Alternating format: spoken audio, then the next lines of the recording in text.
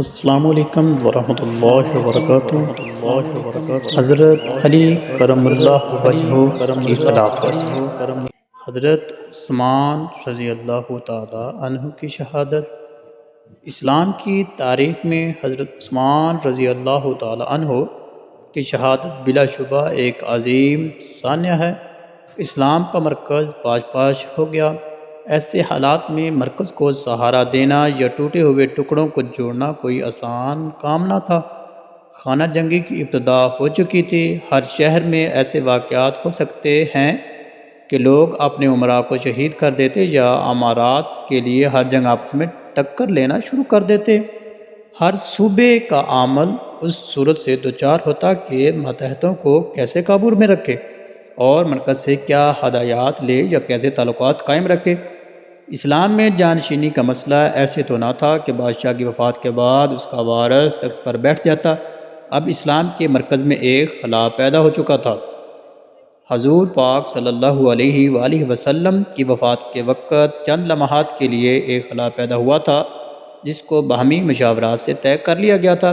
جناب صدیق اکبر رضی اللہ تعالی عنہ اپنی وفات سے پہلے حضرت فاروق اعظم رضی اللہ تعالی عنہ کو اپنا جانشین منتخب کر چکے تھے۔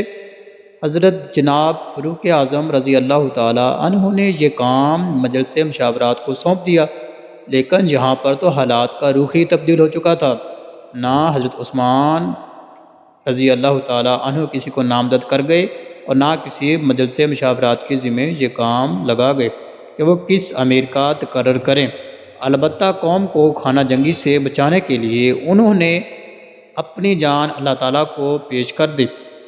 اب مدینہ شریف میں جو عظیم صحابہ اکرام رضی اللہ تعالیٰ عنہم موجود تھے، وہ خلافت کے سلسلے میں کوئی مشاورت کیسے طلب کرتے کہ بقول حضرت علی رضی اللہ تعالیٰ عنہ وہ خود مغلوب ہو چکے تھے۔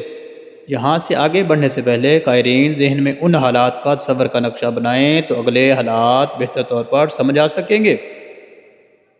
چنانچہ ان حالات میں مرکز کو سہارا دینے کی ذمہ داری قبول کر کے جناب حضرت علی رضی اللہ تعالی عنہ نے اسلام کی عظیم خدمت کی، اور اگر وہ اس پر تیار نہ ہوتے تو حالات اتنے بھیانک ہو جاتے کہ نتائج کا اندازہ لگانا مشکل ہوتا۔ باغی اور مفسدین اس وقت تک مدینہ شریف میں دندناتے پھرتے تھے۔ وہ ان بیڑیوں کی طرح تھے جن کے منہ کو خون لگ جائے۔ مدینہ کے نئے آباد کاریاں غلاموں کی زیادہ تعداد بھی ان بیڑیوں کی طرف مائل ہو رہی تھی، یا یہ لوگ ان سے متاثر ہو رہے تھے۔ بعد یعنی آزادی کا بھوت ان کے سر پر بھی سوار ہو رہا تھا۔ روایت ہے کہ 4 دن تک مفسدین کا لیڈر عافقی بن حرب ہی مدینہ کا امیر بنا رہا اور وہی مسجد نبوی میں امامت کراتا رہا۔ مدینہ کے پرانے لوگ یعنی خاص صحابہ اکرام رضی اللہ تعالی عنہم گوشہ نشین ہو چکے تھے۔ سازشیوں کو اپنے گہرے مقاصد میں سے ایک مقصد حاصل ہو چکا تھا۔ باقی مقاصد حاصل کرنے کے لیے ضروری تھا کہ پہلے وہ حالات کا جائزہ لیں اور پھر کوئی تجویز سنائیں۔ اس لیے وہ کچھ خاموش تھے، لیکن مفسدین اور باغیوں میں نادان لوگوں کو اب سمجھ آئی کہ وہ ایک بھیانک غلطی کر چکے ہیں، اور ایسے لوگوں میں اشتر نخی پیش تھا۔ اس نے سوچا کہ حضور پاک صلی اللہ علیہ وآلہ وسلم کے کس عظیم صحابی کو آگے لایا جائے کہ وہ خلافت سنبھالے۔ تیسری کتاب کے آخری ابواب میں ذکر ہو چکا ہے کہ بنو امیہ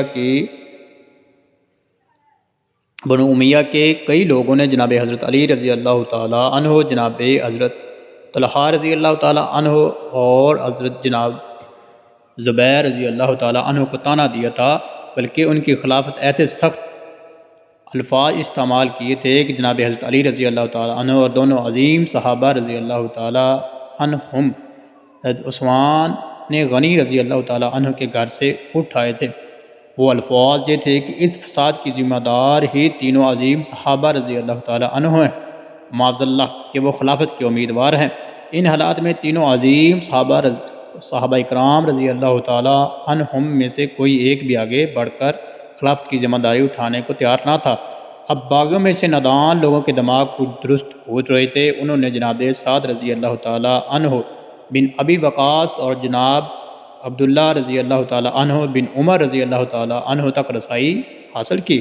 اور ان کو خلافت سنبھالنے کے لیے کہا، لیکن دونوں عظیم صحابہ اکرام رضی اللہ تعالیٰ عنہ نے انکار کر دیا۔ باغیوں کے نادان گروہ کو اب اگر ذی ہوش گروہ کا نام دے دیں تو کوئی حرج نہیں، تو انہوں نے سوچا کہ امام یا خلیفہ کے بغیر اسلامی سلطنت اتنی وسعت اختیار کر چکی ہے، اس کے کام کیسے چلیں گے؟ مدینہ شریف میں سنجیدہ لوگوں کی تعداد کوئی 1000 کے قریب تھی، جن میں سے 700 تو حضرت عثمان رضی اللہ تعالیٰ عنہ کی حفاظت کے لیے جنگ کرنے پر بھی تیار تھے۔ چنانچہ حضرت عثمان غنی رضی اللہ تعالیٰ عنہ کی شہادت کے بعد یہ سب گوشہ نشین ہو گئے اور کچھ نزدیک کے دیہات میں چلے گئے۔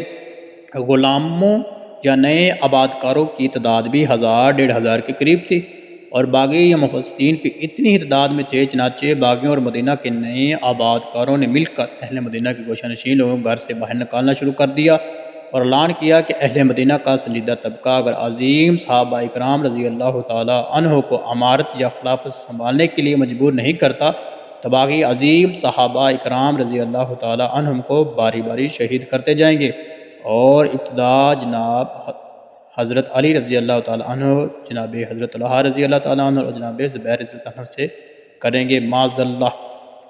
اشتر نخی، اب جو حالات پیدا ہوئے تو باغیوں کی باغ دوڑ تقریباً اشتر نخی کے ہاتھوں میں چلی گئی۔ وہ مفسدین میں ضرور شامل تھا، لیکن جناب حضرت عثمان غنی رضی اللہ تعالیٰ عنہ کی شہادت میں وہ سیدھے طور پر ملوث نہ تھا، لیکن جناب عثمان غنی رضی اللہ تعالیٰ عنہ نے اشتر کو بلا کر نادم بھی کیا تھا، اور گراؤ کے آخری دنوں میں وہاں پر اشتر کی موجودگی کا کوئی ثبوت نہیں ملتا۔ اشتر بہادر آدمی تھا، اور اس سلسلے کی دوسری کتاب میں اس کا ذکر ہو چکا ہے کہ جنگ یرموک کے بعد اس نے کئی دستوں کی کمانڈ کی تھی، لیکن وہ کچھ زیادہ ہی آزاد ہو گیا تھا اور امراء پر اعتراض کرنا اس کی عادت میں شامل ہو گیا تھا۔ بہرحال وہ اہل کوفہ کا لیڈر ضرور تھا، اور اہل کوفہ جناب زبیر رضی اللہ تعالیٰ عنہ کو خلیفہ بنانا چاہتے تھے، اس لیے سب لوگ جناب زبیر رضی اللہ تعالیٰ عنہ کی خدمت میں حاضر ہوئے اور ان کو خلافت سنبھالنے کے لیے کہا، لیکن جناب زبیر رضی اللہ تعالیٰ عنہ نے بالکل انکار کر دیا۔ اہل مصر کی سرداری حکیم بن جبلہ کے ہاتھ میں آ چکی تھی، اور اہل مصر حضرت علی رضی اللہ تعالیٰ عنہ کو خلیفہ بنانا چاہتے تھے، اس لیے وہ حضرت علی رضی اللہ تعالیٰ عنہ کی خدمت میں حاضر ہوئے کہ وہ خلافت سنبھالیں۔ حضرت علی رضی اللہ تعالیٰ عنہ نے فرمایا کہ وہ امیر ہونے کی بجائے وزیر ہونا زیادہ پسند کریں گے۔ ویسے اسی زمانے میں حکیم بن جبلہ بصرہ میں آباد تھے، اور اس کا ذکر آگے بھی آئے گا، اس لیے حکیم بن جبلہ اہل بصرہ کے ساتھ جناب طلحہ رضی اللہ تعالیٰ عنہ کی خدمت میں حاضر ہوئے کہ اہل بصرہ جناب حضرت طلحہ رضی اللہ تعالیٰ عنہ کو خلیفہ بنانا چاہتے تھے، لیکن جناب طلحہ رضی اللہ تعالیٰ عنہ نے بھی انکار کر دیا۔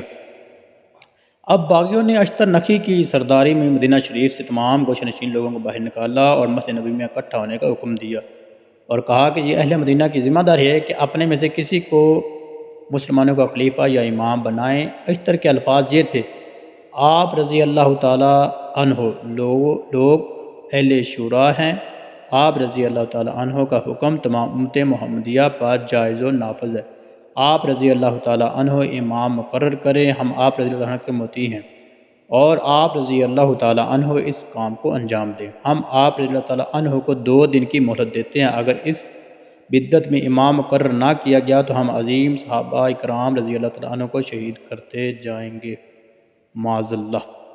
ابن اسیر کے مطابق ترجیحات کے طور پر جناب علی، جناب طلحہ اور جناب زبیر رضی اللہ تعالیٰ عنہم کے نام لیے گئے۔ اگر سوچا جائے تو اصولی طور پر مفسدین کا یہ نادان گروہ آگے چل کر ذی ہوش گروہ بن گیا تھا۔ اس کی سوچ یا طریقہ کار صحیح معلوم ہوتا ہے کہ امیر کی موجودگی ہر وقت ضروری ہے۔ حضرت علی رضی اللہ تعالیٰ نے بھی اپنے گھر میں گوشہ نشین تھے، اور اس وقت تک باغیوں کو یہ ہمت نہ پڑی تھی کہ حضرت علی رضی اللہ تعالیٰ عنہ یا باقی عظیم صحابہ اکرام کو دوسروں کی طرح زبردستی گھروں سے نکال کر مسجد نبوی میں لے جاتے۔ چنانچہ اہل مدینہ کے سنجیدہ لوگ باغیوں کی تنبیہ سننے کے بعد جناب حضرت علی رضی اللہ تعالیٰ عنہ کی خدمت میں حاضر ہوئے وہ خلافت سنبھال لیں۔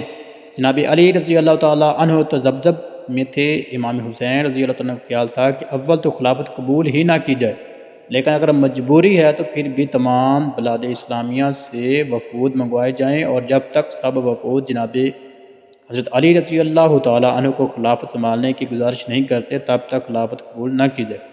بدقسمتی یہ تھی کہ یہ معاملہ بڑا مشکل تھا، وفود کے آنے میں بڑی دیر لگتی اور ابھی جاتے تو اگر ان میں اختلاف ہوتا تو حالات اور خراب ہو جاتے۔ پھر لوگوں کا ایک بھروسہ وہ وفود بھیجنے کے بعد بھی تبدیل ہو سکتے تھے۔ جناب حضرت علی رضی اللہ تعالیٰ عنہ علم کا دروازہ تھے اور ان سے کوئی پہلو پوشیدہ نہ تھا۔ وہ جانتے تھے کہ صوبوں کے عمل اپنے چھوٹے علاقوں کے امراء سے مشورہ کریں گی اور ہر جگہ سے بانت کی بولیاں بولی جائیں گی۔ وہ سمجھتے تھے کہ مرکز میں کسی ایک آدمی کا امیر مقرر ہونا بہت ضروری ہے اور یہ کارروائی جتنی جلدی کی جا سکے بہتر ہوگا۔ تذبذب یہ تھا کہ وہ خود یہ کام سنبھالنے کو تیار نہ تھے۔ آخر جناب حضرت علی رضی اللہ تعالیٰ نے فرمایا کہ کل تمام لوگ مسجد نبی میں اکٹھے ہوں اور یہ فیصلہ وہاں پر ہوگا۔ چنانچہ مسجد میں جمع ہونے کا اعلان کر دیا گیا، لیکن عظیم یا مشہور صحابہ رضی اللہ تعالیٰ عنہ میں بہت کم لوگ مسجد نبوی میں آئے، جہاں تک کہ جناب حضرت طلحہ رضی اللہ تعالیٰ عنہ اور حضرت جناب زبیر رضی اللہ تعالیٰ عنہ بھی نہ آئے۔ یہ حالات دیکھ کر باغی یا باغیوں کا ذی ہوش گروہ مدینہ میں پھیل گیا۔ حکیم بن جبلہ جناب زبیر رضی اللہ عنہ کو لے آئے اور اشتر نقی جناب طلحہ رضی اللہ عنہ کو، اور اسی طرح کافی صحابہ کرام رضی اللہ عنہ کو زبردستی مسجد نبی میں لایا گیا۔ حضرت علی رضی اللہ عنہ نے فرمایا کہ وہ اس اصول کو تسلیم کرتے ہیں کہ مرکز میں ایک امیر کی ضرورت ہے اور جناب طلحہ رضی اللہ تعالیٰ عنہ اور جناب زبیر رضی اللہ تعالیٰ عنہ میں سے جو صاحبی خلافت قبول کرے وہ ان کی بیعت کرنے کو تیار ہے۔ حضرت طلحہ اور حضرت زبیر رضی اللہ تعالیٰ عنہ نے فرمایا کہ جناب حضرت علی رضی اللہ تعالیٰ عنہ خلافت کے زیادہ حقدار ہیں، اور جناب طلحہ رضی اللہ تعالیٰ عنہ نے اٹھ کر حضرت علی کی بیعت کر لی۔ اس کے بعد جناب زبیر رضی اللہ تعالیٰ عنہ سمیت مسجد نبوی میں جتنے لوگ موجود تھے سب نے حضرت علی کی بیعت کر لی۔ جناب طلحہ رضی اللہ تعالیٰ عنہ اور جناب زبیر رضی اللہ تعالیٰ عنہ بیعت کرتے وقت اونچی آواز میں یہ الفاظ ادا کر رہے تھے: ہم اس شرط پر بیعت کرتے ہیں کہ جناب حضرت علی رضی اللہ تعالیٰ عنہ کتاب اللہ اور سنت رسول صلی اللہ علیہ وآلہ وسلم کے مطابق کام کریں گے اور شرعی حدود کو قائم کریں گے۔ قائرین، جن حالات کے تحت حضرت علی رضی اللہ تعالیٰ عنہ کو خلافت قبول کرنا پڑی وہ بڑے عجیب و غریب تھے۔ ان حالات کو ذہن میں رکھنا ضروری ہے کہ آگے چل کر اس بیعت کے طریق کار یا بیعت کرتے وقت الفاظ کی ادائیگی بڑے مسئلے بن جائیں گے۔ حضرت علی رضی اللہ تعالیٰ عنہ مجبور تھے، لیکن اگر مدینہ میں رہنے والے صحابہ کرام میں سے کوئی اس امید پر بیعت کرتا رہا کہ خلیفہ بن جانے کے بعد حضرت علی رضی اللہ تعالیٰ عنہ تمام قاتلین عثمان کو اس دن یا چند ماہ کے اندر اندر قتل کر دیں گے یا قصاص کا مقدمہ چلائیں گے تو یہ خیالات ٹھیک نہ تھے۔ یا اگر کسی کو یہ خیال تھا کہ اس نے جناب حضرت علی رضی اللہ عنہ بیعت مجبوری کے تحت کی تو اس بات پر بھی کوئی جان نہ تھی۔ حضرت علی رضی اللہ تعالیٰ عنہ خود مجبوری کے تحت خلافت سنبھال رہے تھے اور اس کے بغیر چارہ بھی نہ تھا۔ امت یہ فرقہ سے حالات اتنے بھیانک تھے کہ مسلمان گروہوں میں بٹ کر وہ سب کچھ کھو بیٹھے جنہوں نے پچھلے 40 سالوں میں حاصل کیا تھا۔